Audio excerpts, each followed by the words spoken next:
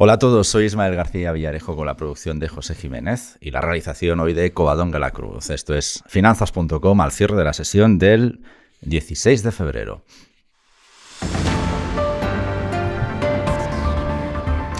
Inversores, bienvenidos. Javier y yo os estábamos esperando. Javier Santa Cruz, bienvenido al Centro de Noticias de Finanzas.com. ¿Qué tal, Ismael? ¿Cómo estamos? Pues yo bien, pero no sé en qué día vivo. Pero bueno, al margen de eso. Sí, ya somos dos. Vivimos en el día en el que esta tarde, hora española, la FED publica sus actas. Qué nervios, ¿no? Hombre, esto es casi más que las nominaciones de los Oscars, ¿no? O los Goya. O los Goya. Casi vamos a la realidad española. Casi tan entrañable como Rouras, ¿no? Pero bueno.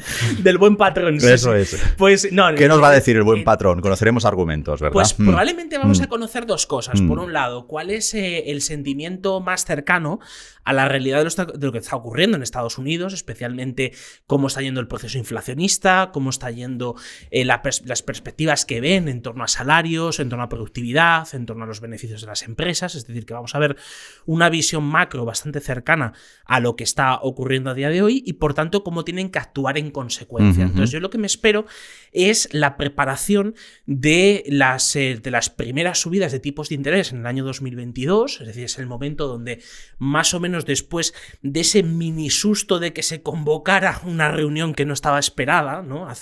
Justo a principios de esta semana, de que tengamos una visión suficientemente amplia para, sobre todo, dar a conocer a los inversores ¿qué es lo que está pasando de verdad en la economía? Porque muchas veces los mercados financieros, tristemente, vivimos en una esfera paralela a la realidad de lo que está ocurriendo en las familias, en las empresas, en el día a día de las economías, y por tanto es conveniente darse cuenta de, primero, cómo están yendo las subidas de los precios, segundo, si están empeorando o no las condiciones de competitividad de las economías, y tercero, cuánto es el dinero que está fluyendo en este momento a la economía real y, por tanto, cómo tenemos que controlarlo. Y en base a todo esto que nos cuentas, ¿cómo esperas que reaccionarán los mercados a partir de mañana? ¿Bien, mal o regular o no reaccionarán y se irán pues de paseo a ver pues por ejemplo qué dice Biden sobre Ucrania y estas cosas? Hombre, yo creo que ahora mismo es más interesante. Pasan de noche. Probablemente es más interesante escuchar a Biden que escuchar a Powell. Porque todo pasa de noche, pero bueno. En fin. Sí, casi todo, ¿no? Con nocturnidad y alevosía. Pero el problema es que en este caso lo que nos encontraremos es una reacción probablemente más positiva de la que ya hemos tenido en el último mes y medio, donde desde luego la reacción fue profundamente negativa después de que todo el mundo se diera cuenta, por fin, después de muchos años, de que el dinero no iba a ser gratis siempre, que esto era una circunstancia absolutamente excepcional, y que Estados Unidos sería el primero que pondría fin a esa época del dinero prácticamente gratis, y que eso lógicamente implicaría que las valoraciones de los mercados de capitales tendrían que reducirse de una manera sustancial. Ya lo hemos visto con los grandes valores, lo que ha pasado con las tecnológicas, lo que ha pasado incluso en el caso de España con algunas de las grandes compañías cotizadas. Entonces ahora esa tendencia es la que veremos generalizarse en el resto del mercado conforme las expectativas de lo que va a ir ocurriendo en los próximos meses se vayan acomodando a que el dinero, por supuesto, no es gratis, sino que tiene un coste, además un coste que conforme va pasando el tiempo es un coste más elevado.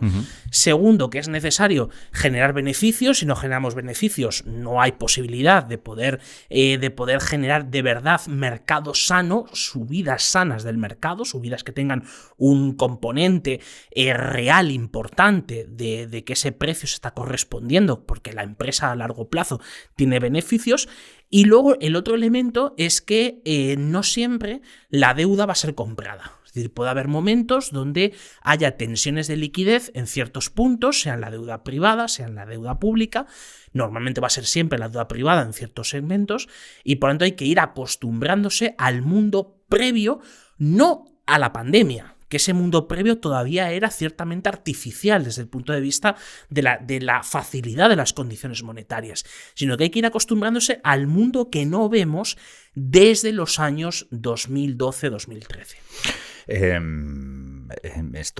Perdona que te interprete, y como es una interpretación, si me equivoco, pues me corriges y aquí tan amigos.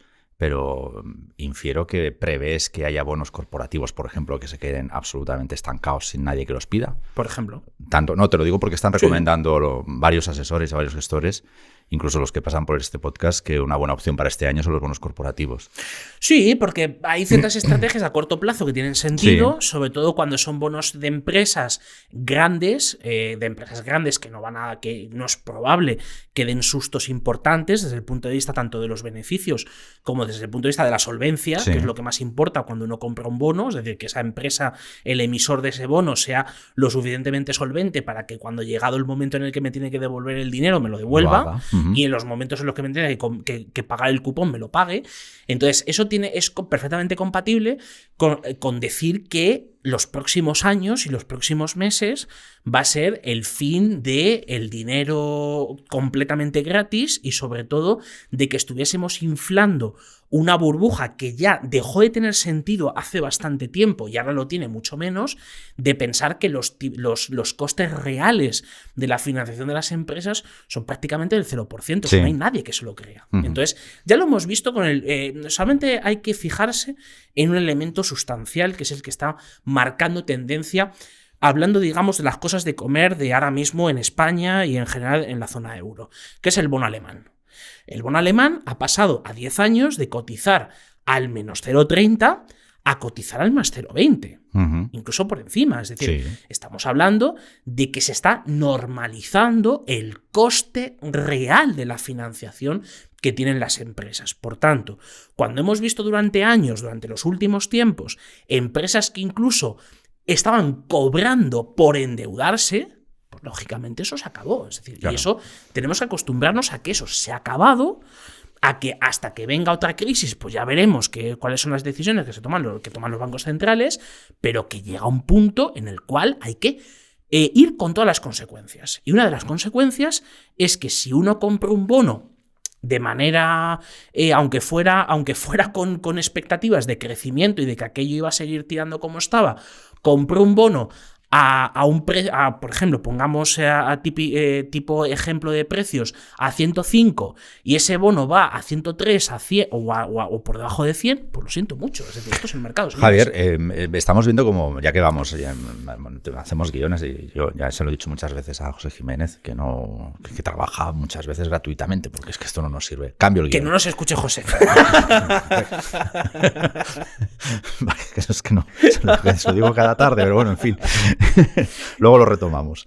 La prima de riesgo, hemos visto que está, evidentemente la prima de riesgo española está tensionada por encima de los 100 puntos, que estos son máximos de 2020, si no me falla la memoria. Así es. ¿Ves ahí alguna señal de alerta o simplemente es momento por todo el ecosistema que nos está relatando, de que la deuda vuelva a ser deuda, por lo visto? Es una buena señal, es una buena señal. La deuda vuelve a ser deuda, mira, eso es una expresión muy buena, Ismael. La deuda vuelve a ser deuda.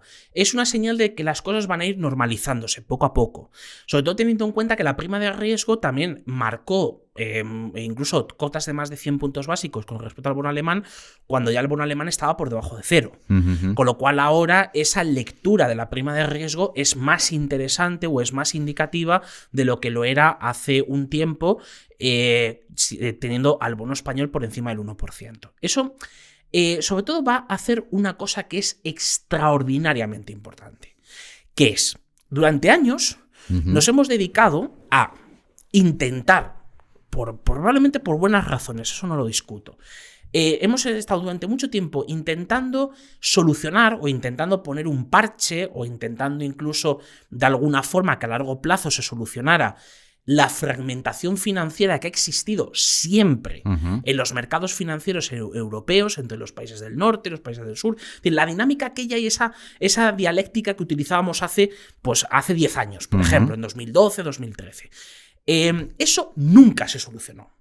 Lo que hicimos fue echar paladas de liquidez encima de aquello y entonces cuanto más paladas echábamos, pues más oculto era el problema. Pero ese problema no ha dejado de existir. El problema de la maquinita, ¿no? Que es el problema de la máquina de hacer dinero. Pero es que esa máquina de hacer dinero, ¿qué es lo que ha hecho? Lo que ha hecho ha sido que, en términos reales, si nos cogemos una estadística que recomiendo a los inversores y recomiendo a los que nos están escuchando que de vez en cuando le echen un vistazo porque es algo bastante significativo, es el famoso Target 2. el sistema de liquidación y compensación de pagos en euros. ¿Qué es lo que ha pasado después, sobre todo, de los momentos donde la liquidez se expandió? Lo que pasó fue que Alemania, la posición acreedora de Alemania, empezó a crecer de una manera primero gradual y después de una manera explosiva. Mientras que la posición deudora de países como Italia, como España, empezó a ser cada vez más deudora y fue ampliándose primero de manera gradual y después de manera explosiva. ¿Qué es lo que tenemos ahora? Una situación de dos extremos, donde el extremo por arriba es que a Alemania le estamos debiendo el conjunto de la zona euro más de 1,2 billones de euros, mientras que Italia y España individualmente están debiendo al resto de la zona euro en torno a 400.000 millones de euros cada uno de ellos. Con lo cual, ese es el ejemplo más plausible y el más importante de la fragmentación financiera que sigue existiendo en la Unión Europea y que nunca se ha corregido. Eso ilustra muy bien porque los alemanes deberían votar en España e Italia. Si les diésemos derecho al voto, desde luego. Javi, déjame que te haga una pregunta de sí o no. Contesta binariamente, que luego quiero recuperar el guión de Pepe. ¿Crees que los bancos centrales son un peligro público para los inversores? Sí. Sí, vale. Vamos a los argumentos iniciales me remito, sí. ¿No? Bueno, si quieres, brevemente te digo por qué. Vamos a ver, es un peligro público siempre porque los bancos centrales nunca atinan a los tiempos y sobre todo a las necesidades reales que tiene la economía de la cantidad de dinero que tiene que circular. Entonces, de hecho, en estos días se vuelve otra vez a hablar, cuando se habla de los errores de los bancos centrales, siempre aparece el mismo, que es que todo el mundo piensa, no solo aquí en esta mesa, sino fuera de ella, todo el mundo piensa que el gran error de los bancos centrales fue cuando Trichet sube los tipos de interés en julio del 2008. Bueno, pues... Pero todavía lo estamos arrastrando. No, pero claro, esa misma actitud, fíjate, yo creo que en España, aquello que decía el gran Joaquín Garrigues Walker, de que los liberales en España cabemos en un taxi, o sea, en España es probable que quepamos, que haya plazas vacías del taxi. ¿De los de 8 plazas o de los de 4? De los de 4. Ah, vale. Ya me dejas más tranquilo. Pues en un taxi de 4 todavía sobran plazas de los que defendemos que Trichet hiciera aquello en el año 2008. Así va Ciudadanos. Bien. Una cosa, vamos a meternos un poquito más en mercado. Ucrania, inflación, tipos de interés. Hay un dato que no quiero hablar contigo porque no acabaremos nunca, pero que quizá vente un día y hacemos un monográfico. Productividad. Es escandaloso cómo está evolucionando aquí en España. Las horas de trabajo. Horas de trabajo. 1.900 millones menos todavía que en 2020. O sea, es una barbaridad este dato. Eso es. Y antes comentábamos beneficios, pero, joder, la inflación está yendo contra márgenes. No sé si la productividad de las empresas españolas la van a poder meter contra márgenes, o lo que hablábamos el otro día, o algo van a tener que trasladar ya a precio, o inflación o productividad, ¿no? Pero bueno. Sobre todo vía precios, que es lo que ya estamos viendo desde principios de año. Eso es. Pero todo esto nos dibuja una montaña rusa, ¿no? ¿Qué tiene que pasar? ¿O qué crees que tiene qué mensaje nos tiene que llegar a la comunidad inversora para que digamos, vale, ya está, ya nos bajamos a la montaña rusa? Porque es evidente que cada día que pasa la están tensando más. Sí que es verdad que la están haciendo más divertida. ¿Qué tiene que pasar para que la montaña rusa deje de serlo? A ver, tienen que pasar 3 cosas. Por un lado, que se produzca la subida de tipos de interés, es decir, la normalización de la política monetaria es algo especialmente importante. La segunda cosa es que se retomen, en el caso concreto de Europa, las reglas del pacto de estabilidad, o sea, que se vuelva otra vez a que los países tengan que cumplir los objetivos de déficit y de deuda, sobre todo el objetivo de déficit, lo cual eso implicará una vía de ajuste para empresas, porque tendrán que provisionar una parte de fondos por subidas de impuestos, igual que cualquiera de nosotros, o sea, tenemos que echarnos mano al bolsillo, tristemente. Y luego, el otro elemento es, en el caso concreto también de Europa, es cómo se termine de perfilar la regulación que creará o que hará el marco de la creación de los mercados, tanto de los mercados digitales como también del mercado, por llamarlo de alguna forma, entre comillas, verde, ¿no? O sea, cuáles son las condiciones de la famosa taxonomía, la financiación financiación cómo va a ir, qué tipo de actividades van a poder ser financiables y cuáles no. En el caso de digitalización, cuál va a ser nuestro grado de protección o al menos de salvaguardia con respecto a las grandes tecnológicas, tanto americanas como chinas. Entonces, toda esa parte regulatoria, que de hecho no la vamos a ver terminar en la legislatura actual, es decir, la legislatura europea todavía le quedan 2 años más. Sin embargo, no lo vamos a ver del todo porque es un proceso extremadamente complejo. Entonces, de aquí 2022 hasta 2024-2025 es cuando todas estas cosas van a normalizarse o van a ir yendo hacia el camino que se perdió hace unos años. Y eso introduce un elemento de disciplina tanto en los presupuestos públicos como también en las propias empresas para que sepamos todos a qué reglas del juego nos atenemos. Es decir, ahora mismo tenemos casi lo que decías tú al principio. No sabemos qué tenemos. O sea, estamos ahora mismo en un momento donde el tablero se mueve, donde las fichas un día están aquí pero otro día pueden estar en la otra esquina, donde las reglas del juego no son claras porque un mes pueden ser de una manera y otro mes pueden ser de otra, y entonces esa estabilidad que todos creemos que tiene que ser importante para que se puedan establecer negocios, pero fundamentalmente para lo que decías hace exactamente un minuto, que era el crecimiento de la productividad, que se crea verdaderamente riqueza en Europa. Para eso es necesario estabilizar el marco. Y ese marco necesita todavía por lo menos 2-3 años para poder hacerse. Javi, cuando estás aquí me gusta preguntarte por China. Nos lanzaron una idea en estos mismos estudios hace unos 15 días, que es vayamos a por deuda china, por bonos chinos. Entonces luego vino Fernando de Morningstar y nos dijo, sí, muy bien, la idea de Pictet muy buena, pero a través de fondos. ¿Estás de acuerdo o sea, bien, ves en estos instrumentos una oportunidad este año, particularmente cuando la renta fija está así un poco, pocha, ¿no? Bueno, bastante pocha o ya semi... Sí, comatosa, o en coma profundo, sí, en algunos casos, sí. A ver, en el caso chino tiene sentido por 2 razones. Por un lado, por la evolución que puede tener el tipo de cambio. Es decir, hemos visto cómo en los últimos meses se ha producido una apreciación que no se debe exactamente a factores macro o a la evolución macro de China con respecto al resto de países, fundamentalmente Estados Unidos y Europa. Y en ese sentido, el tipo de cambio nos puede jugar a favor, es decir, una depreciación de la divisa local en China nos hace ganar unos pequeños puntos, unos puntos adicionales cuando no tenemos divisa cubierta en la rentabilidad de los bonos. Y en segundo lugar, porque siempre no hay que olvidar nunca un precepto fundamental en la economía china, que es que nadie, y cuando digo nadie es nadie, quiebra de verdad en China. Es decir, los tipos de interés de los bonos pueden estar suficientemente altos, el caso sobre todo de los privados, pero eso significa que tú puedes coger esa rentabilidad, mantenerlo durante la vida del bono, y te tienes que preocupar relativamente poco de que esa empresa pueda quebrar. El caso de... me dirás, oye, pero lo de Evergrande que ha pasado en los últimos meses, ¿esto qué es? Bueno, el caso de Evergrande es uno de los indicadores de que en el fondo, nadie quiebra. Es decir, siempre llega alguien o siempre llega algo que en el último minuto salva, te absorbe la deuda, la consigue cubrir, tiene algún tipo de garantía y tú te mantienes. Claro, el problema de la renta fija china es que no está pensada para un inversor que haga trading, para un inversor que coja y que decida comprar y vender durante la maduración del bono, sino que es más bien pues para el típico inversor que busca conservador, que busca unas rentabilidades importantes a lo largo del tiempo. Es decir, para ese tipo de inversores es para lo que está más enfocado ese tipo de producto. Mira, la inflación que hemos conocido hoy en China es del 0,9%, es menos de lo esperado. Sí.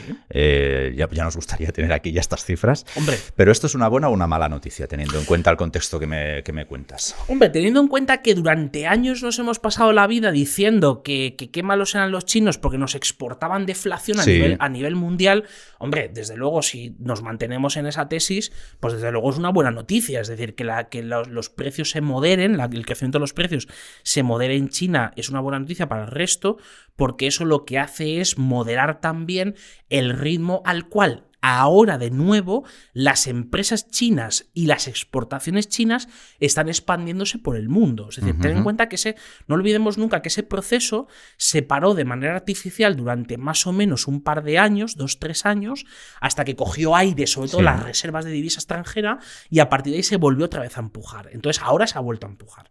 Con lo cual, los datos de inflación lo que hacen es moderar ese ritmo de salida de capitales o ese ritmo de salida de inversiones de China y de productos, porque eso significa que los productos pueden tener relativamente una menor competitividad con respecto a los del resto, y por tanto eso son buenas noticias para la economía global en un momento donde todos y cada uno de los que, bueno, en fin, no solo de la gente que trabajamos en mercado, sino del resto, estamos muy preocupados con lo que ocurre con la inflación. Javier, esta semana, como sabes, estamos desarrollando aquí en el centro de noticias de finanzas.com el foro CEO Summit de la revista Inversión. Una de las cuestiones que están apuntando los CEOs que van pasando por nuestra redacción es que prevén una guerra de divisas impulsada por China. ¿Tú este escenario lo tienes claro? O, no. Bueno, sí o no. Veo que lo tienes claro que no va a impulsar una guerra de divisas. No, ni mucho menos. Ni mucho menos. De hecho, esa profecía, vamos a ver, esa profecía o esa predicción, más bien temor parecía que o más bien temor o riesgo, ¿no? De que eso se produzca. Eso es algo que lleva corriendo muchos años. O sea, no es de ahora solo, sino que en recorridas ocasiones a lo largo del tiempo hemos visto el mismo riesgo. No creo que suceda. ¿Por qué? Porque la primera a la que no le interesa una guerra de divisas a nivel global es a China, porque hay que recordar que desde el año 2016 la moneda china está dentro de la cesta de divisas del Fondo Monetario Internacional, y que ya no es solo una cuestión de protección interna, sino que ya es una cuestión de mercado externo, y el mercado externo en divisa concretamente offshore, que es la que se negocia a nivel internacional, el mercado es cada vez mayor. Con lo cual, todo lo contrario, es decir, nunca va a hacer una devaluación nominal simplemente por ganar competitividad en términos nominales, por supuesto, en términos de precio, y por tanto no tiene ese incentivo. Yo entiendo que haya siempre temores porque China es un mundo muy complicado. Y es un mundo al cual es difícil juzgarlo desde los parámetros occidentales, y más aún desde los parámetros financieros occidentales.